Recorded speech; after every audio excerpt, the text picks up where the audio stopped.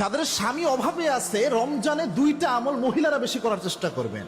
অর্থাৎ মহিলাদের রিজিক যেহেতু স্বামীর মাধ্যমে আসে, এই দুইটা আমল করে দেখবেন কেমনে আল্লাহ বরকত রমজানে দিয়ে দেয়। আল্লাহু আকবার। আল্লাহর হাবিব ইসলামের চমৎকার দুইটা আমল, তার মধ্যে একটা হচ্ছে সারা বছর যদি এটা করতে নাও পারেন রমজানে এটা মিস করবেন না, রাতের বেলায় মিনিমাম সূরা ওয়াকিয়ার আমল করবেন, একবার পুরো সূরা ওয়াকিয়াটা পড়বেন।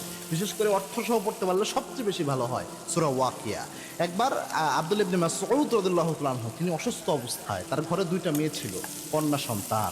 তো আব্দুল্লাহ ইবনে মাসউদকে ওসমান রাদিয়াল্লাহু আনহু দেখতে গেলেন, যে বললেন, আব্দুল্লাহ ইবনে মাসউদ, তোমার তো কোনো ছেলে সন্তান নাই, তো তোমার মেয়েরা, তুমি ইন্তেকাল করলে, মারা গেলে, তোমার একটা বিপদ আপদ হলে কি করবে তোমার মেয়েরা? আমি বাইতুল মাল থেকে কিছু সম্পদ তোমার মেয়েদের জন্য ওয়াকফ করি। আব্দুল্লাহ ইবনে মাসউদ বললেন, কোনো দরকার নাই ওসমান, কেননা আল্লাহর হাবিব জানিয়েছেন যে এই ঘরের মধ্যে সূরা ওয়াকিয়ার আমল হয়, ওই ঘরে কখনো দরিদ্রতা স্পর্শ করতে পারে না, আর আমার মেয়েদেরকে আমি এই আমল শিখিয়ে দিয়েছি।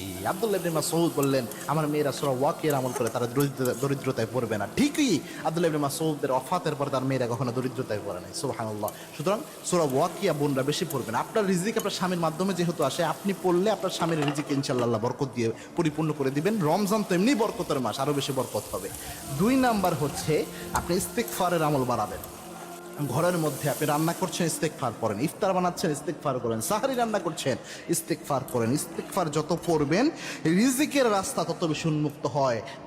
আল্লাহর হাবিব সাল্লাল্লাহু আলাইহি ওয়াসাল্লাম বলেছেন, মান লাজিম আল ইস্তিগফার, ইস্তেগফারের সাথে যে লেগে থাকে 3টা নিয়ামত আল্লাহ তাকে দেয়। তার মধ্যে একটা হচ্ছে ওই ইয়ারযুকু হাইসু লা ইয়াহতাসিব, এমন জায়গা থেকে আল্লাহ রিজিক দেয় যা সে কল্পনাও করতে পারে নাই।